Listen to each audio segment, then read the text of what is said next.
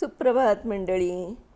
तर आपण वाचतोय माझी जन्मठेप, हे श्री विनायक दामोदर सावरकर यांचं आत्मचरित्र आणि त्यातलं प्रकरण 12. अशा एक ना एक अनेक युक्ता लढवीत आम्ही आपसात आमचे विचारांचे दळणवळण ठेवू लागलो. जो आमच्यापासून इतरास दूर नेण्याचा प्रयत्न करण्यात येईल आणि राजबंदीवानांना आपसात बोलण्यास वा खुणा करण्यासही प्रतिबंध करण्यात येईल, तो आमची बोलण्याची आणि विचारविनिमयाची इच्छा अधिकच बळावून आणि आवश्यकता अधिकच वाटून ते बोलणे आणि तो विनिमय अधिकच वेगाने चालू लागत. या सर्व युक्त्यांच्या सहाय्याने मागे वर्णिल्याप्रमाणे आम्हास घाण्यातून काढून दोरखंडे वळावयास जेव्हा लावलं, तेव्हा आम्ही आमचे भागात अपरिहार्य म्हणून जे दोघे तिघे राजबंदी ठेवले गेले होते त्यांच्या शिक्षणाचे कार्य हाती घेतले. ते सर्व राजबंदी काही सामान्य अर्थी अशिक्षित नव्हते. नव्हे ते बहुतेक प्रवेश परीक्षा आणि कॉलेजमधल्या 1-2 इयत्ता झालेले होते.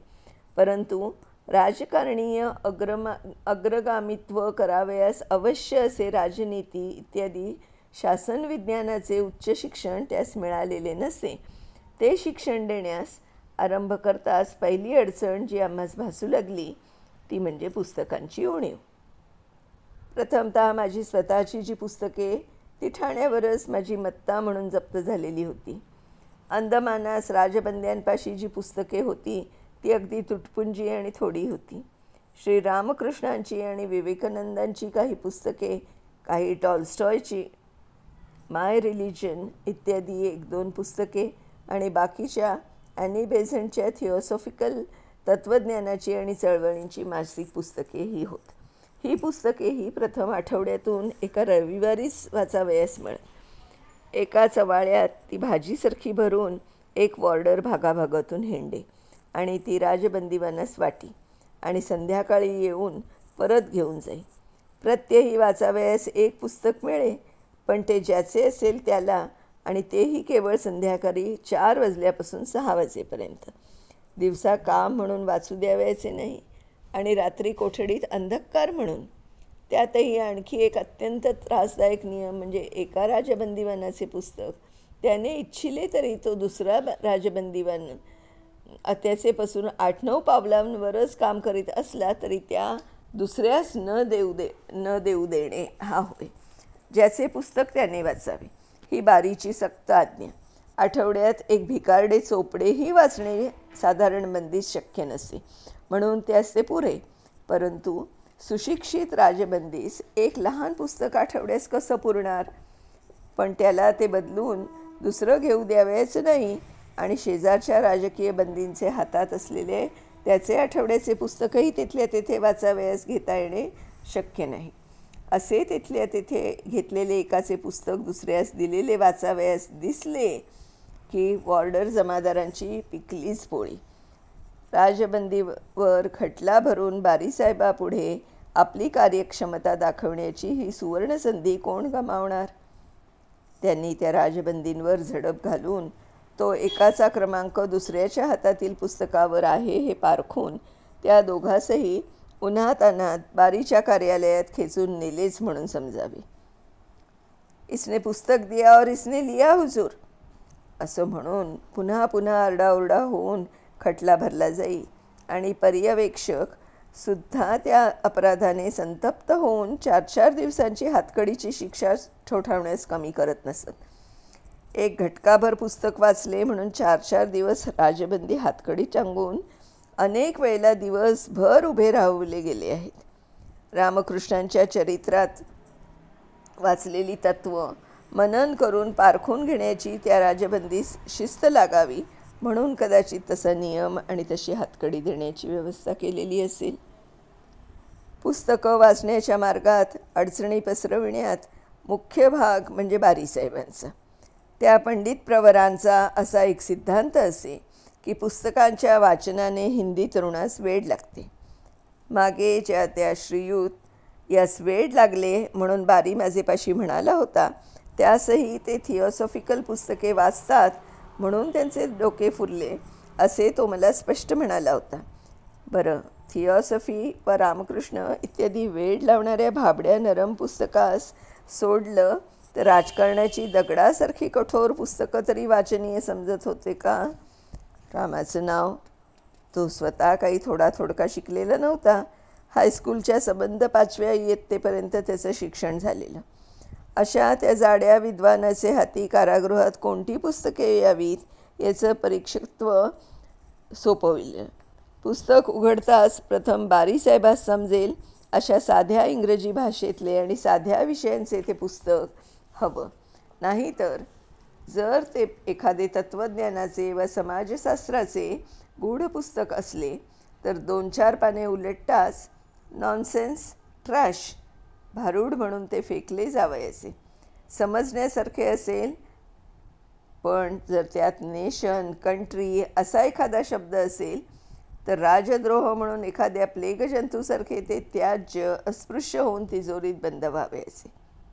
बारीसाहेब म्हणतच, ही कंट्री बिंट्रीची पुस्तकं आम्हास देता येणार नाहीत, कारण याच पुस्तकांनी नृशंस हत्यारी बनवले आहेत आणि योगाबिगाची भाबडी थिऑसॉफीची इत्यादी पुस्तकं तीही वास्तविक देऊ नयेत. पण काय करावं, सुपरिंटेंडंट ऐकत नाहीत. वास्तविक याच पुस्तकांनी माणसास वेड लागतं.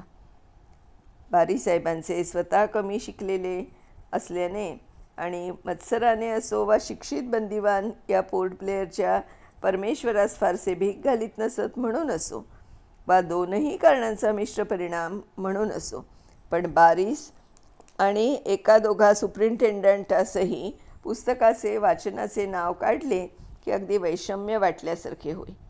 कोणी बंदी तंबाखू खात असला तरी बारी कित्येक वेळा कानाडोळा करून त्यास सोडून देई आणि हे दयाळूपण स्वमुखाने वर्णन करी. पण कोणी बंदिवान जर का एखादा पाटीचा तुकडा हातात घेतलेला वा पुस्तक वाचताना वा नुसते जवळ ठेवताना आढळला की बारी एकदम संतापून जाई. किताब मागता? चला, ये जागा स्कूल नाही. आपल्या बापाच्या घरी का शिकला नाहीस? धाडा त्याला कोलूमध्ये, किंवा निदान करा त्याचे ते पुस्तक जप्त. विशेषतः राजबंदिवानांना पुस्तकं वाचावयास दिली असता त्यातील पुस्तकी भावना आणि नाटकी वर्णनं वाचून आणि त्यांची माथी फिरतात आणि कारावासातील यातनांनी ताळ्यावर आलेली त्यांनी बुद्धी पूर्व संस्कारांच्या अशा वाचनाने भडकलेल्या आगीत जळू लागते. एतदर्थ जर त्यास माणसाळावयाचे असेल तर पुस्तके म्हणून त्यास देता कामा नयेत, असं बारीसाहेब अनेक वर ठासून सांगत. जर एखादा राजबंदी वाचनाकडे लक्ष देईनासा होऊन परिस्थितीच्या अधोगामी आकर्षणाने तेथल्या कुटाळक्याच रंगून जातो आहे असा दिसला तर बारीला तो अधिक विश्वासू आणि सुधारलेला वाटू लागे. त्यास तो कडक पाऱ्यात व क्रूर दृष्टिक्षेपात ठेवीनासा होई. अशा विचारांच्या या बंदीपालांचे हे विचार त्यावेळच्या त्याच्यावरच्या अधिकाऱ्यातही रूढ होते आणि म्हणून कारागृहात म्लान, हताश, त्रास झालेल्या बंदिवानास पुनश्चेतना प्राप्त करून देणारी कोणतीही ऐतिहासिक इत्यादी पुस्तकं देणं म्हणजे बंदिवासात टाकण्यात विज्ञानाचा त्यांना सुधारण्याचा वा दंडित करण्याचा उद्देश विफल करणे होय असं त्यांचं ठाम मत झालेलं होतं.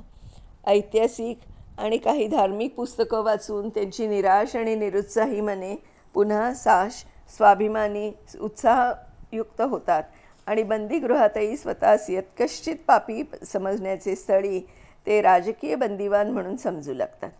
पुस्तकांचा परिणाम म्हणून किंवा एका अर्थी या परिणामापुरते अंदमानाच्या अधिकाऱ्यांचं म्हणणं खरं होतं. वनवासात असताना धर्माधिक पांडवांच्या मनाला जेव्हा जेव्हा आत्मनिंदा, आत्मलज्जा आणि हताशता संत्रस्त करी तेव्हा अरे धर्मा, त्या नलराजावरही असं संकट आलं होतं आणि त्या रामचंद्रांवरही, असं सांगून त्यांच्या भग्न उत्साहास पुनश्चेतना देण्यासाठी ऋषीजनांनी सांगितलेली आख्यानं अशीच उपयोगी पडली. गतकालाची ऐतिहासिक वीरकाव्य आणि वीरगाथा किंवा गीतेचा कर्मयोग आणि उपनिषदांचा ब्रह्मवाद वाचून कितीदा तरी त्या राजबंदींचं गुप्त चैतन्य उद्दीप्त उठावं. कितीदा तरी आत्मलज्जा मावळून आत्मगौरवाने मन उल्लसित होऊन यातनांचा धिक्कार करीत गरजू लागावं. आणि ज्या एका अर्थी अधिकाऱ्यांचं हे म्हणणं असे की पुस्तके वाचावयास देऊ नयेत, त्याच अर्थसिद्धीसाठी पुस्तके राजकीय बंद्यास अवश्य वाचावयास दिली पाहिजेत म्हणून आम्हास वाटे. प्रथमतः पुस्तकाविनाच जे शिक्षण देता येईल ते देण्याघेण्यास आम्ही प्रारंभ केला. मागे सांगितलेल्या अनेक प्रकारांनी राजकीय बंदिवान काही प्रमाणात तरी एकत्र होऊ शकत, बोलू शकत. त्याचा लाभ घेऊन जे माझे भागात राहावयास आलेले होते त्यास प्रथमतः मी तोंडीस ऐतिहासिक गोष्टी सांगण्याचा प्रयत्न केला. कोठेतरी बंदिवानांचे गडबडीत एकत्र होऊन किंवा दूर 20 पावलांवर बसलो असतानाही पहारेकरांच्या सहानुभूतीपूर्वक कानाडोळा केल्याने मोठ्याने बोलत आणि चाहूल होताच चूप बसत वा वेळ आलीच तर होतो बोलत म्हणून चापून सांगून हातकडीची शिक्षा खात, पण कसेही करून आठवड्यातून 2-4 ऐतिहासिक प्रकरणं तरी मी त्यास सांगू लागलो. प्रथमतः हिंदुस्थानाचा वेदकालापासूनचा इतिहास, त्याचे विभाग आणि रूपरेखा सांगून नंतर त्यातील मोठमोठ्या कालातील शककर्त्यांची चरित्र सांगावीत. नंतर युरोपीय अर्वाचीन इतिहास, नेपोलियन, मॅझिनी, गॅरिबल्डी आणि विशेषतः त्यावेळेस डळमळत असलेल्या रशियाच्या प्रचंड चळवळीचा इतिहास शिकवावा. नंतर अर्थशास्त्राची मूलतत्वे आणि तदनंतर शासन विज्ञान आणि राजनीतीशास्त्र यांची चर्चा करीत असावं.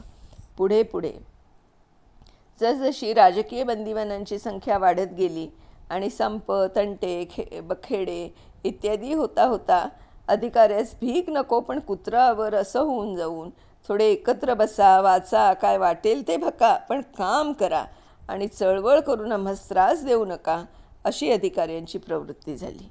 तेव्हा याच त्रोटक संवादांचे रूपांतर होऊ लागले.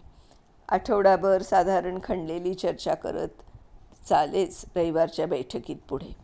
पण विशेषतः रविवारी सकाळी 9 वाजेपर्यंत जेव्हा खोल्यातून आम्हास बाहेर वजन करण्यासाठी वा गवत कापण्यासाठी ठेवण्यात येई, तेव्हा जे काही 10-5 राजबंदी माझे भागात असत त्यास घेऊन मी एकीकडे बसे. एकेकाला विषय दिलेला असे त्यावर तो बोले, त्यानंतर त्या विषयावर चर्चा होई. शेवटी साधले तर एखादे राष्ट्रगीत गाण्यात येई. ती बैठक बहुधा सिंहासनावरचीच या वा योगासनाची नसून पळत्या घोड्याच्या पाठीवरचीच असे. कारण केव्हा बारी आता आहे म्हणून पाऱ्यावरचा मनुष्य धापाटाकीत सांगत पळत येईल का कधी जमादार, ए बॉम्बगोले वालो, तुम बडे बेशरम लोग हो, फिर इकट्ठे हुए, जागवत कापा, उठता का नाही, असं म्हणून दंडा घेऊन शिवीगाळ करीत येतील याचा काही एक नेम नसे. कोणी येताच वक्त्या श्रोत्यांसह बैठक पळू लागे आणि तिची छिन्न भिन्न व्यक्तिशकले होऊन कोणी गवतात तर कोणी पत्र्याचे आड तर कोणी भांडे निमित्तात दडून बस. पुन्हा ती वावटळ उडून गेली की ती बैठक पूर्वीच्या केलेल्या वर्णनाप्रमाणे पुन्हा विचारात मग्न होई. अशी धुळधाण उडाल्याने केव्हा केव्हा कोण्या नवशिक्या मनुष्याची आत्मोपहासाकडे प्रवृत्ती होऊन बैठकीचे तुच्छत्व भासू लागे, तर ख्रिस्ती लोकांच्या पळत्या प्रार्थनांची मी आठवण करून देई. रोमन लोकांच्या आणि यहुद्यांच्या तावडीत आपले धार्मिक आचार आणि धार्मिक संघ ख्रिस्त्यास अगदी पहिल्याने जेव्हा पाळावे लागले, तेव्हा भुयारात, थडग्याभोवती, कारागरात कसे बसे जमून 2-4 प्रार्थना करण्यात कधी गुडघे टेकतात तर टेकतात, तोच रोमन आल्याची चाहूल येई की लागलीच पळापळी करावी लागे. पुन्हा संधी सापडल्यास एकत्र होऊन प्रार्थना पुरी करावी लागे. त्या पळत्या बैठकी अशा प्रार्थनाच होत्या. कारागरातील त्या अधोगतीस क्षणभर तरी रोखून त्या बैठकी मनास उदात्ताकडे उन्मुख करीत. त्या अंदमानाच्या बंदिवासात हे रविवारचं भजन वर्षानुवर्ष मी असंच चालू ठेवलं. आता याच्या पुढचा भाग आपण उद्या वाचूया मित्रांनो. तोपर्यंत बाय बाय.